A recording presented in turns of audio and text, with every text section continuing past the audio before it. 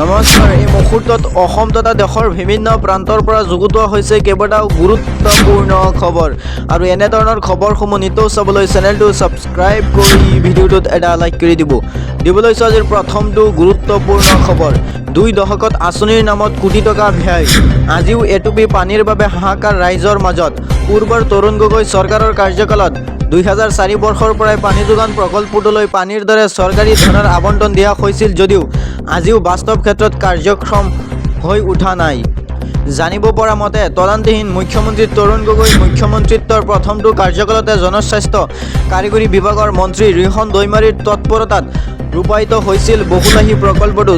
চৰাইপানীক নদীক উৎসৰূপে আৰু পানীৰ উন্নতি ঘূৰ্ণীকৰণৰ আঁচনিৰ অধীনত ৰূপায়ণ কৰা প্ৰকল্পটো নিৰ্মাণ কৰা হৈছিল 1,16,82,000 টকা। কিন্তু 3 মাহ মান পানী যোগান ধৰি এই প্ৰকল্পটো কাৰ্যত বিকল হৈ পৰিল। পৰৱৰ্তী সময়ত তদন্তহীন জনস্বাস্থ্য কাৰিকৰী বিভাগৰ মন্ত্ৰী গৌতম ৰয়ৰ কাৰ্যকালত প্ৰকল্পটোক আধুনিক প্ৰযুক্তিৰে সংহত চৰাইপানী আৰু পানী যোগান আঁচনি নামেৰে নতুন ৰূপ দিবলৈ 5 কোটি টকা ধাৰ্য কৰা হয়। ইয়াৰ জৰিয়তে তিতাবৰৰ চৰাইপানী, মহিমাবাৰী, কঢ়াবালি আৰু ভঙালী গাঁও আৰু ধাংধৰা, লাঙোন গাঁও আৰু ভেঙেনাখোৱাকে ধৰি 5টা পানী যোগান প্ৰকল্পৰ 1700 উপভোক্তাক আৰ্ছেনিমুক্ত পানী যোগান ধৰাৰ প্ৰাথমিক লক্ষ্য নিৰ্ধাৰণ কৰিছিল। কিন্তু কাৰিকৰীগত বিসংগতি আৰু কংগ্ৰেছ আমোলৰ অবাধ দুৰ্নীতিৰ প্ৰকোপত প্ৰকল্পটো বাস্তৱ ৰূপ নাপালে। দিব লৈছোঁ পিছৰটো খবৰ। পাহাৰ খোৱা মানুহ দেখিছেনে? পাহাৰ খোৱা মানুহৰ বাবে এতিয়া সৰ্বসাধাৰণৰ জীৱন বিপৰ্যয়ে ভৰি পৰিছে। ইটোৰ পাছত সিটো প্ৰলয়ংকাৰী বান আৰু প্ৰাকৃতিক দুৰ্যোগৰ কাৰণ হিচাপে চিহ্নিত হৈছে এই তথাকথিত লোকসকলৰ দ্বাৰা সংঘটিত প্ৰাকৃতিক ধ্বংসলীলা। তাৰ পাছতো এনে ধ্বংস অভিযান প্ৰতিৰোধ কৰাৰ বাবে চৰকাৰ, স্থানীয় দল সংগঠন তথা সাধাৰণ জনতাৰ মাজত সৃষ্টি হোৱা নাই সজাগতা। 5 আগষ্ট 2026 শিৱসাগৰ চৰাইদেউৰ মাজত জাগিৰোড কৃত্ৰিম বানে তাণ্ডৱৰ সৃষ্টি কৰিলে। প্ৰায় এটা সপ্তাহৰ ভিতৰত দুবাৰকৈ ভয়ংকৰ দল নামি আহিছিল ধ্বংসযাত্ৰা চলোৱা পাহাৰৰ পৰা। দীৰ্ঘদিন ধৰি জাগিৰোডৰ সমীপৱৰ্তী পাহাৰসমূহত খনন চলি আছে। শিল কুঁৱেৰী মাটি খনন এতিয়াও তেনে সাধাৰণ ঘটনা হৈ পৰিছে। বিশেষকৈ সোণাইকুছি নামৰ পাহাৰৰ বক্ষত ভাবিব নোৱাৰা ধৰণে ধ্বংসযজ্ঞ চলিছে। ইয়াৰ প্ৰধান কাৰণ হ'ল কয়লা খনন। জাগিৰোডৰ গাতে লাগি থকা সোৱণকুছি সংৰক্ষিত বন অঞ্চল। এই ধ্বংসযজ্ঞৰ নেতৃত্ব লৈ আহিছে RS গান্ধী নামৰ এজন ব্যক্তিয়ে। শিল মাফিয়া ৰূপে পৰিচিত RS গান্ধী মালিকাধীন বৃহৎ শিল কুঁৱেৰীৰ সৈতে আছে ৰজাগড়ৰ লোকৰো সুসম্পৰ্ক। সেয়েহে ইয়াত বৈধ বা অবৈধভাৱে শিল খনন কৰাত কোনেও বাধা দিব পৰা নাই। প্ৰশ্ন হয়, এই পাহাৰ খননত জড়িত থকা তথাকথিন পাহাৰ খোৱা লোকসকলক নিয়ন্ত্ৰণ কৰিব কোনে? বহু বিভাগে সেইবোৰ চোৱা চিতা কৰিব লাগে যদিও ওপৰৰ পৰা তেওঁলোকৰ ওপৰত থকা নিৰ্দেশ বা হেঁচা আৰু তেওঁলোকৰ জেপলৈ অহা কেইটামান টকাৰ লোভতেই এই পাহাৰ খোৱা লোকসকলক বাধা দিয়াৰ সলনি তেওঁলোকে ৰক্ষণাবেক্ষণ দিয়াতহে ব্যস্ত হৈ পৰা দেখিবলৈ লৈছোঁ। আন এটা খবৰ, খৰাঙৰ পিছত বানৰ তাণ্ডৱ। কামৰূপৰ কঠীয়াতলীত কৃষকৰ হাহাকাৰ। বিপদে লগ নেৰা হৈছে কামৰূপ আৰু কঠীয়াতলীৰ এটা বৃহৎ অঞ্চলৰ কৃষক ৰাইজক। এইবাৰ জেঠ আহাৰত তীব্ৰ খৰাঙত জুৰুলা হৈছিল কৃষকসকল, যাৰ বাবে বহু কৃষকে পাৰিব নোৱাৰিলে কঠীয়া। ইফালে শাওনত পৰিল বৰষুণ। 2 দিন ধাৰাসাৰ বৰষুণ দিয়াৰ পিছত বিগত 20 জুলাইৰ পৰা আৰম্ভ হ'ল বান। এই বানত কৃষকে যি 2 এবিঘা মাটি ৰোপণ কৰিছিল অথবা কঠীয়া সিঁচিছিল সেয়া সম্পূৰ্ণভাৱে নষ্ট হৈ যায়। আনহাতে প্ৰথমবাৰ পানী শুকাই নাযাওঁতেই পুনৰ নিশাৰী ভাৰণি পানী উপচি পৰিল নগাঁও আৰু হোজাই জিলাৰ কামৰূপ ডবকা ৰাজচক্ৰৰ বৃহৎ কৃষিভূমি। এই বানত পথাৰ ধানৰ লগতে কঠীয়া নষ্ট হোৱাত এতিয়া মূৰে কপালে হাত দিছে কৃষকসকলে। শাওণ মাহ যাওঁ অৱস্থাত কামৰূপৰ ৰাজচক্ৰৰ কামৰূপ কঠীয়াতলী মৌজাৰ কৃষকসকলে আগন্তুক সময়বোৰত নিজৰ পেটৰ ভাত এমুঠি যোগাৰ কৰাৰ বাবে চিন্তিত হৈ পৰিছে। সেয়ে কৃষকসকলে চৰকাৰক তৎকালে ইয়াৰ এক ব্যৱস্থা ল'বৰ বাবে দাবী জনাইছে।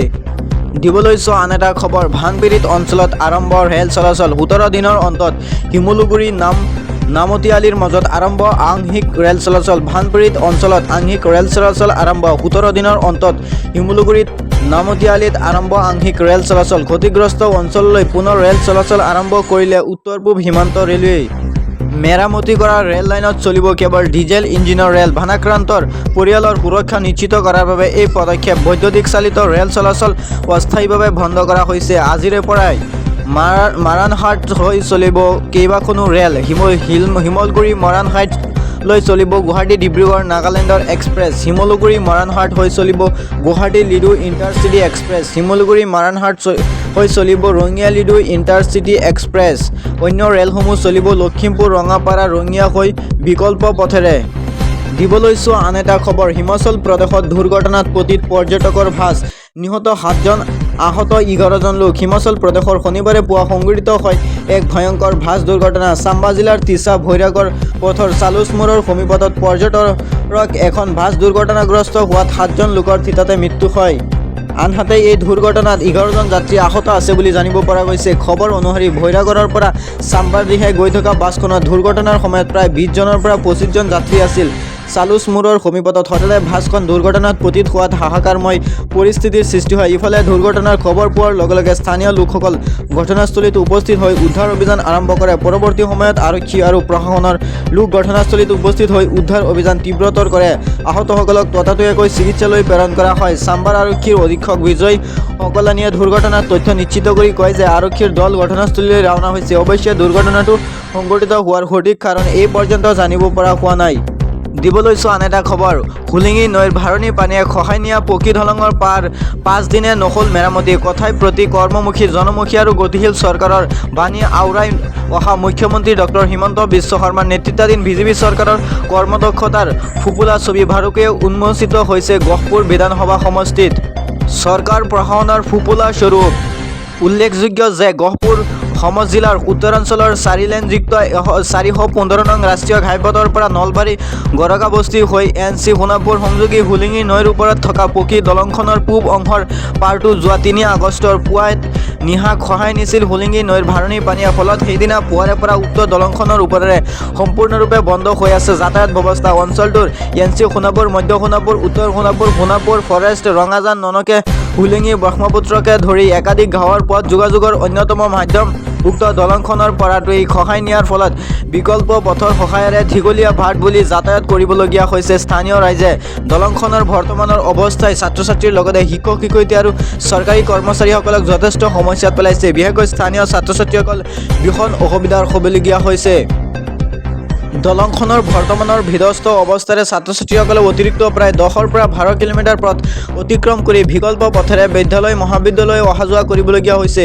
উক্ত বিকল্প পথসমূহৰো অৱস্থা অতি বিধ্বস্ত বুলি জানিব পৰা গৈছে। তদুপৰি সাধাৰণ ৰাইজ, ব্যৱসায়ী আজি যথেষ্ট আহুকালৰ সন্মুখীন হ'বলগীয়া হৈছে। উল্লেখযোগ্য যে যোৱা প্ৰায় 1-1.5 মাহ ধৰি দলংখনৰ উক্ত অংশত খহিবলৈ আৰম্ভ কৰিছিল। স্থানীয় ৰাইজে এই বিষয়ে সংশ্লিষ্ট বিভাগক অৱগত কৰিছিল। সংবাদ মাধ্যমতো এই বিষয়ে বাতৰি প্ৰকাশ পাইছিল। কিন্তু গহপুৰ লোক নিৰ্মাণ বিভাগ আৰু জলসম্পদ বিভাগৰ বৰমূৰীয়াসকলে স্থানীয় ৰাইজৰ কথাত বিশেষ গুৰুত্ব আৰোপ নকৰি কখনীয়া ৰোধৰ কাৰ্য ব্যৱস্থা পালমাৰি থয়। সংশ্লিষ্ট বিভাগে কেইডালমান বাঁহৰ খোজ পুতি দায়িত্ব সামৰাৰ বাবেই এনে স্থানীয় ৰাইজে যাতায়াতৰ ক্ষেত্ৰত দুৰ্ভোগ ভুগিবলগীয়া হৈছিল। দিব লৈছোঁ আন এটা খবৰ। শিলচৰৰ পৰা শ্বিলং অভিমুখে যাত্ৰীবাহী বাছত জব্দ নিচাজাতীয় সামগ্ৰী, গ্ৰেপ্তাৰ 3জন যুৱক। ড্ৰাগছৰ বিৰুদ্ধে অব্যাহত আছে মেঘালয় আৰক্ষীৰ অভিযান।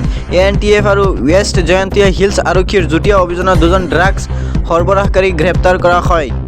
গোপন তথ্যৰ ভিত্তিত 6 নম্বৰ ৰাষ্ট্ৰীয় ঘাইপথৰ ফাৰ্মাৰ এলেকাত নাকা চেকিং বিষয় আৰক্ষীয়ে শিলচৰ শ্বিলং অভিমুখে এখন যাত্ৰীবাহী ছুপাৰ বাছত চলাই এখন 2টা হিৰোইন পেকেট জব্দ কৰে। পেকেট 2টাৰ পৰা জব্দ কৰা হিৰোইনখিনিৰ ওজন 48.78 গ্ৰাম আৰু মূল্য প্ৰায় 7 লাখ টকা বুলি সদৰি কৰিছে মেঘালয়ৰ NTFৰ আৰক্ষী অধীক্ষক বিকাশ কুমাৰে। ইফালে নিষিদ্ধ ড্ৰাগছ সৰবৰাহৰ অভিযোগত আৰক্ষীয়ে 2জন ব্যক্তিক গ্ৰেপ্তাৰ কৰিছে। ধৃত ব্যক্তি 2জনৰ নাম হৈছে ৰবাৰ্ট নংগ্ৰুম আৰু বাৰ্ট খেমিয়াং জাৰ্মাইন। 2জনকে ঘৰ শ্বিলঙৰ উমক্তাই বুলি জানিব পৰা গৈছে। ইয়াই আছিল আজিৰ এই খবৰসমূহ। এনেধৰণৰ খবৰসমূহ নিতৌ চাবলৈ চেনেলটো ছাবস্ক্ৰাইব কৰি ভিডিঅ'টোত এটা লাইক